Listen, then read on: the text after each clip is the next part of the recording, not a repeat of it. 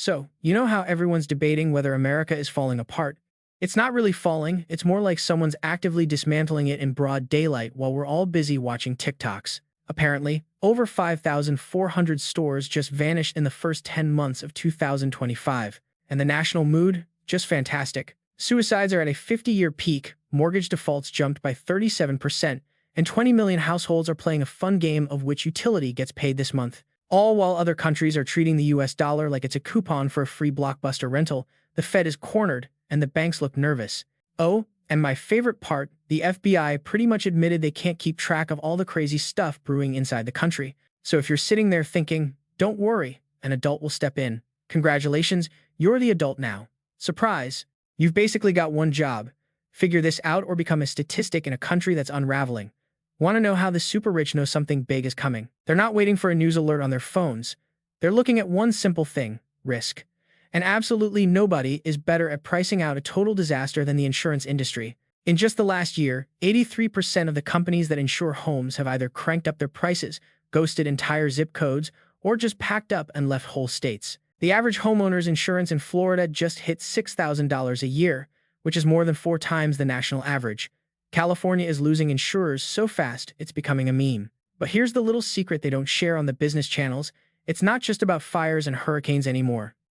It's about them betting on social chaos, seeing our crumbling infrastructure, and watching a financial system so shaky that a stiff breeze could knock it over. Insurance companies are literally paid to predict the future 5 to 10 years out, and let's just say what they're seeing isn't exactly a peachy rom-com. According to the Insurance Information Institute, payouts for natural disasters have tripled since 2017, and those billion-dollar oopsies went from about 3 a year back in the 90s to over 20 in 2024 alone. You think that's a sustainable business plan? They don't. They're quietly sneaking out the back door, hoping you don't notice until they're gone. You're already seeing the early signs, though. Ever look at your car insurance bill and think, wait, why did this double? It's not because you suddenly started driving like a maniac. It's because they're making you prepay for the coming chaos. They know that as roads fall apart and traffic systems fail, claims are going to explode. So they're getting your money now, while you still have some. And guess what happens when it all really goes sideways? When the grid finally gives up, when the riots kick off, when monster storms are a weekly special, you're going to try and file a claim, and they'll just point to some fine print on page 72 called force majeure. Translation: sorry, not our problem, act of God or civil unrest. That's not me being a conspiracy theorist. That's the exact legal escape hatch they're building for themselves. So, you have to ask, if the one industry that profits from stability is sprinting for the exits, what does that say about where this train is headed? Most people still have this quaint idea that America's power grid is some invincible wonder with teams of geniuses and backup plans for everything. Here's the reality check. We are one hot summer or one cold weekend away from a nationwide blackout. The people who actually run the thing know it. The North American Electric Reliability Corporation, or NERC, has already issued its third high risk of blackout warning this year, and it's not even December. Back in 2023, over a quarter of the entire country had at least one power outage that lasted longer than 8 hours. And not because of a storm. It was due to ancient equipment, overloaded stations, and a demand for juice that the system just can't handle. Texas nearly went full-on pioneer mode in 2021 just because it got a little chilly. California's rolling blackouts are so common now that nobody even bothers to complain anymore. And get this, those are the states that are actually prepared. You have to understand, our power grid was designed back in the 1950s. Most of it hasn't seen a meaningful upgrade since then. The transformers are so old that we have to import 90% of them from other countries, with a wait time of up to 2 years. Let that sink in for a minute. If just 10% of our key transformers got wiped out by a cyber attack or a bad storm, the power wouldn't be out for days. It would be out for months, possibly years. No lights, no heat, no fridge, no internet. And here's the best part. Homeland Security quietly admitted in a 2024 report that during a major winter storm, the grid could only support 40% of the needed power. 40%. That's not a worst-case scenario. That's the number they're telling us publicly. So what are they hiding? Meanwhile, our enemies are paying attention. Russia and China have been poking at our power grid for years in their little war games. In 2024 alone, the U.S. saw over 15,000 attacks on its energy infrastructure, a 450% jump from just 2 years ago. These aren't bored teenagers in a basement. These are other countries practicing for a digital war. So the next time your lights go out, ask yourself, is it just the weather, or is the show starting? Most people won't know the difference until their phone is dead, the heat is off, and the silence gets really, really loud. By that point, it's way too late. Take a walk through any local shopping center. What do you see? Empty storefronts, for lease signs, and parking lots you could land a plane in. That's not just a slow economy, that's a five-alarm fire. Retail is the canary in the economic coal mine, and that bird is dead. In just the first half of 2025, over 3,500 brick-and-mortar stores have closed down. We're talking big names: Walgreens, Macy's, Family Dollar, Rite Aid, Foot Locker. And the scariest part, a lot of them were still making money. They just weren't making enough times money. The new standard for survival in retail is insane, and if you don't hit the mark, you're toast. You think this is just about Amazon? No, this is what happens when the middle class goes extinct. We have an economy built on people buying stuff, but we're running out of people who can afford to buy anything. Retail runs on one thing: disposable income. And in 2025, that's basically a myth. The rate of people not paying their credit cards just hit 10.7%, a 12-year high. People aren't just missing car payments, they're putting freaking groceries on credit cards and praying. The average American household is now buried under $11,000 in credit card debt, and with interest rates near 21%, paying it off is a mathematical impossibility. So what's next? The stores close, the jobs go away, the supply chain gets weird, and then your town starts to look like a ghost town. It begins with the Dollar General closing, then the grocery store, then the pharmacy. And suddenly you have to drive 45 minutes just to get some aspirin, assuming you can afford the gas. But this is bigger than convenience. When retail stores close, they're like severed arteries for a community. Local money dries up, crime rates climb, property values plummet, and the whole social scene just rips apart. Look at what's happening. This isn't about shoplifting. This is a complete breakdown of the consumer system. If you think your neighborhood is immune, you haven't been paying attention. The collapse is already happening. It's just making its way down the street to you. You've probably been in the grocery store lately and had that thought: huh, that's odd. Why is the pasta aisle half empty again? Or maybe you've noticed the meat just looks weird, smaller packages, ridiculous prices, and brands you've never heard of. That isn't a supply chain hiccup. That's the system quietly breaking down. In 2025, America's food system is failing from the inside out, and it's all happening with a smile. The government's own stats show U.S. farm bankruptcies jumped 25% in just the second quarter of this year. You know what that means? Hundreds of small, family-run farms are just gone. And when they disappear, the land gets bought up by mega corporations and foreign investors. Bill Gates is now the biggest private owner of farmland in America. China owns over 350,000 acres. You think that's just a business venture? That's called leverage over our food. At the same time, industrial food production is a mess. Bird flu has killed millions of chickens in 2024 alone, which is why eggs are up 62% in some places. The wheat crop in the Midwest? So, remember how the biggest crisis at the grocery store used to be when they were out of your favorite oat milk? Yeah, those were the days. Now, because the weather's gone completely bonkers, farmers are getting slammed and crop yields are down, like 18%. So in the big cities, they're starting to quietly ration stuff. Not officially, of course. It's more of a soft launch. You just notice the shelves are a little emptier, the shipments are smaller, and there's a security guard giving your bag of Tostitos the side eye. Freaking Dollar Tree just announced they're yanking the fridges and freezers from over 1,000 stores, not because people stopped loving frozen burritos, but because keeping them cold now costs more than the food itself. It's nuts. And you're gonna love what they're replacing actual food with. Get ready for lab-grown mystery meat, flour made from crickets, and some kind of soy sludge they press into burger-shaped discs. The best part? They don't even have to tell you it's in there. The FDA just greenlit lab-grown chicken without a label. That's right. You could be chowing down on a nugget that was grown in a giant metal tank and have absolutely no clue. And if you dare to ask why, they'll just smile and say it's all for sustainability. But come on, just follow the money. It's always the same guys: BlackRock, Vanguard, and a few other corporate overlords funding all this synthetic food tech. They're not doing it to save the planet, they're doing it because they know what's coming. A massive food shortage.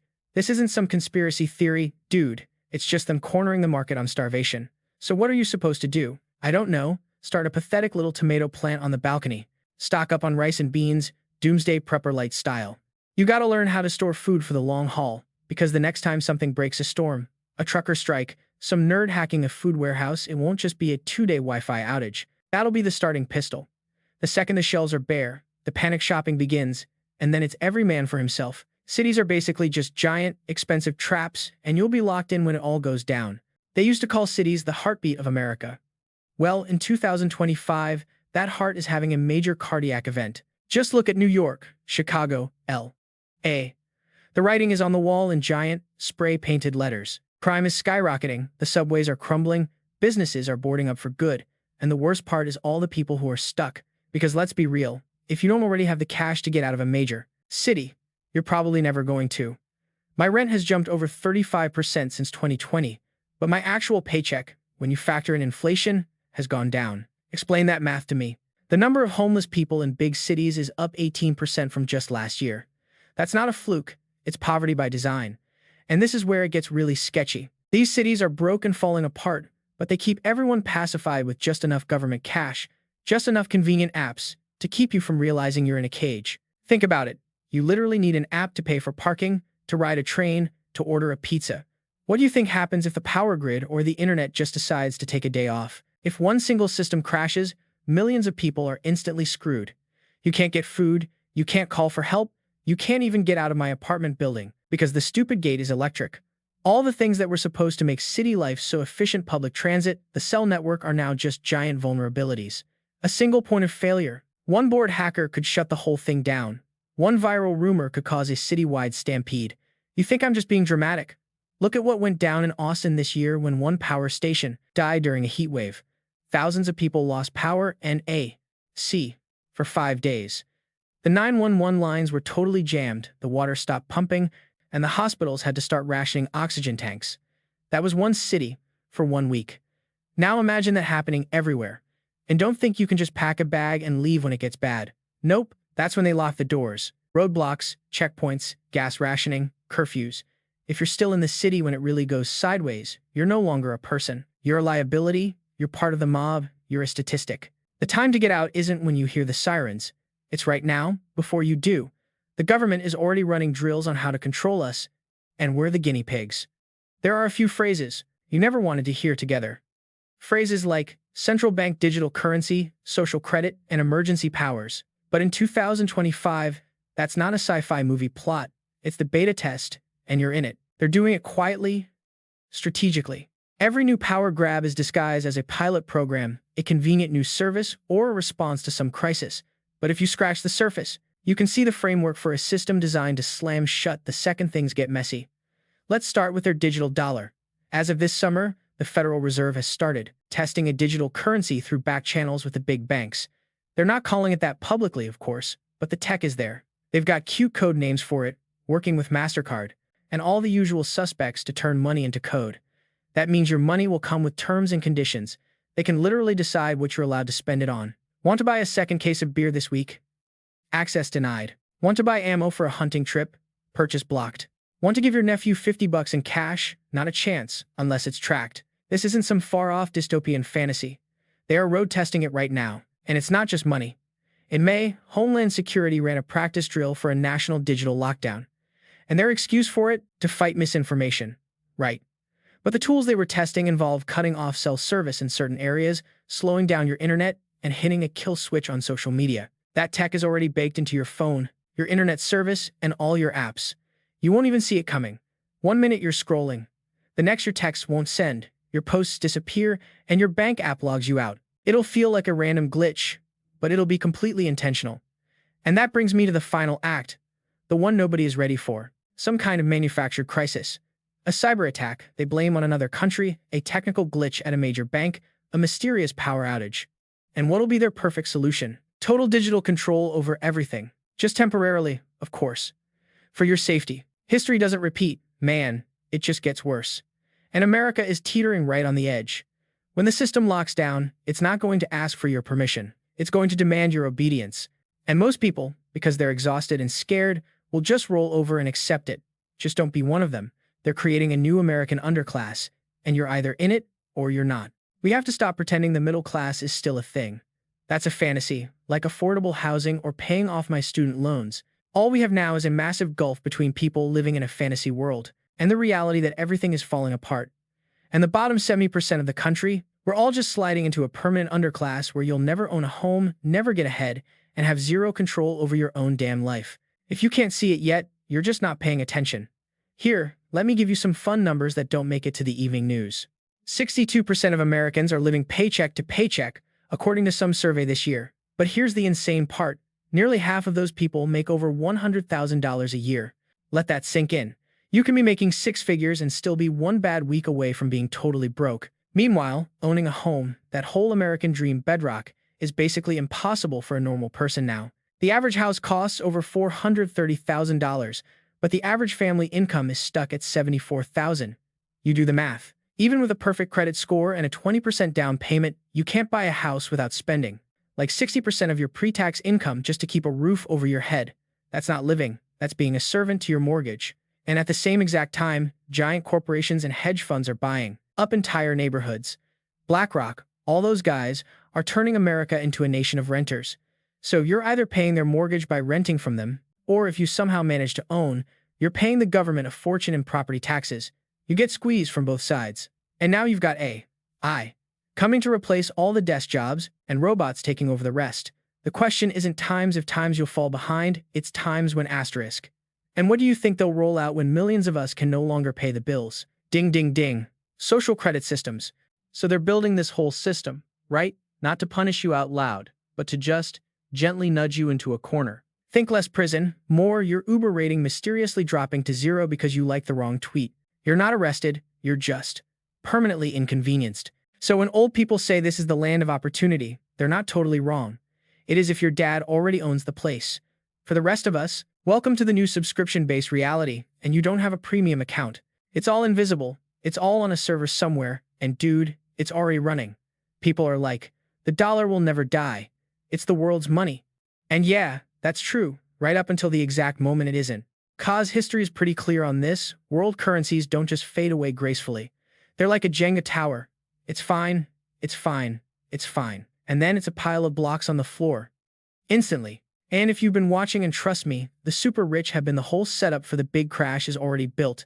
We are way past the uh-oh stage. For starters, more than 130 countries are in a group chat figuring out how to stop using our money. China and Brazil literally made a deal last year to use their own cash.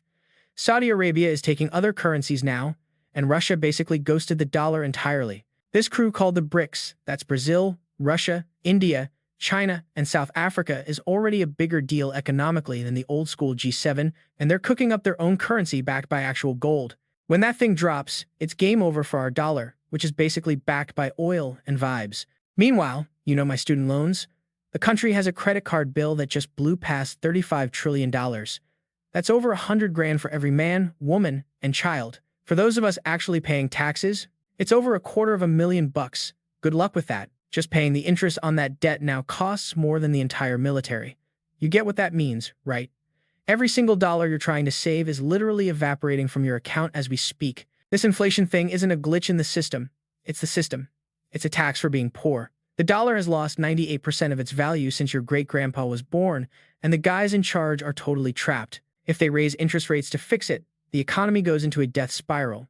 If they lower them, a loaf of bread will cost $50. It's checkmate, and we're the pawns they're about to sacrifice. And still, most people treat the dollar like it's magic.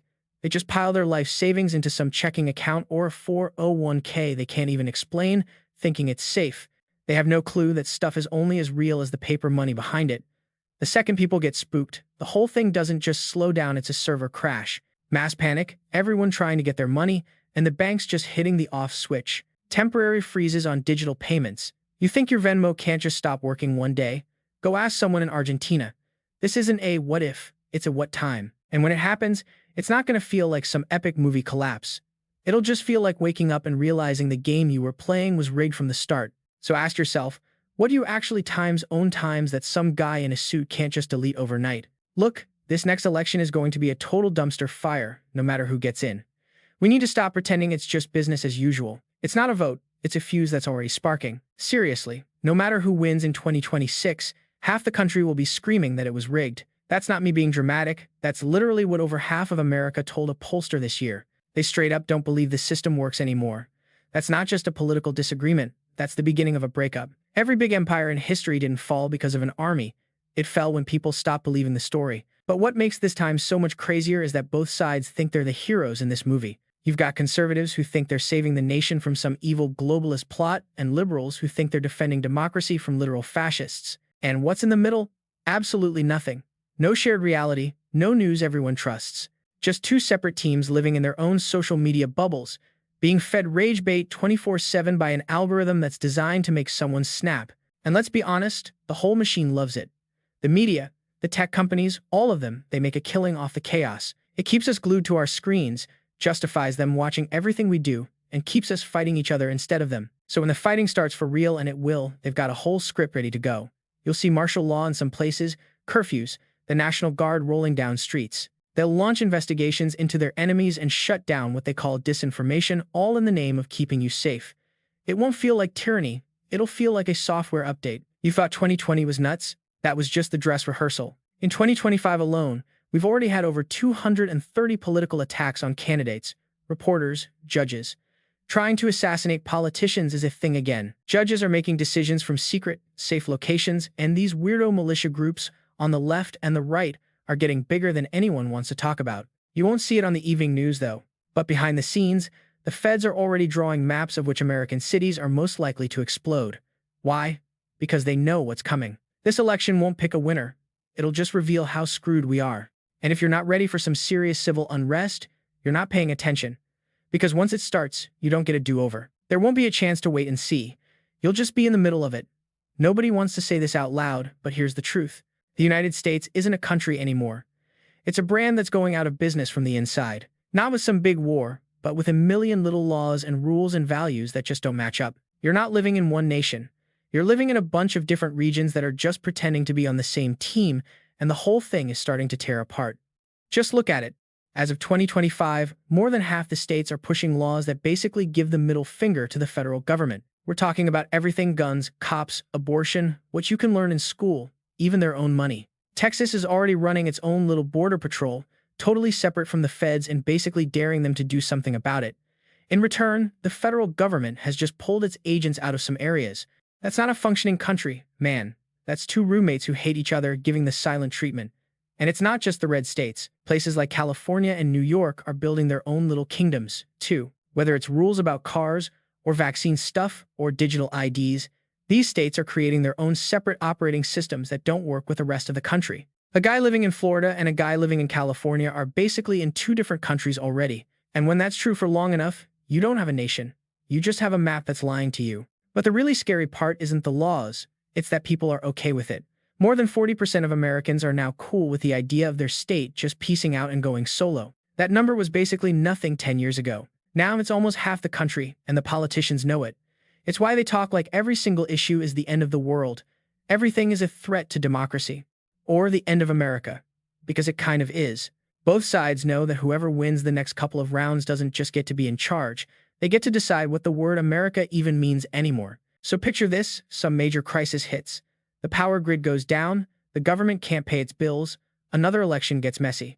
A governor just says no to a federal order. Imagine the National Guard from two different states having a standoff. Imagine highways being blocked, people hoarding supplies, the internet getting cut off in certain places, and courts in one state ignoring courts in another. That's not some sci-fi movie. That's just the logical conclusion of where we're already headed. It won't look like the Civil War with cannons and dudes in funny hats. It'll just be zones. Green zones and red zones. Where you live will decide what rights you have, what kind of money you can use, and what you're allowed to say online. And you have to understand, this quiet breakup doesn't need a vote. It doesn't need an act of Congress. It doesn't need anyone's permission. It just needs to keep going like it is now. And the longer it goes, the more impossible it'll be to fix. If you're waiting for a news alert to tell you the country is broken, you're gonna miss it. It's already happening.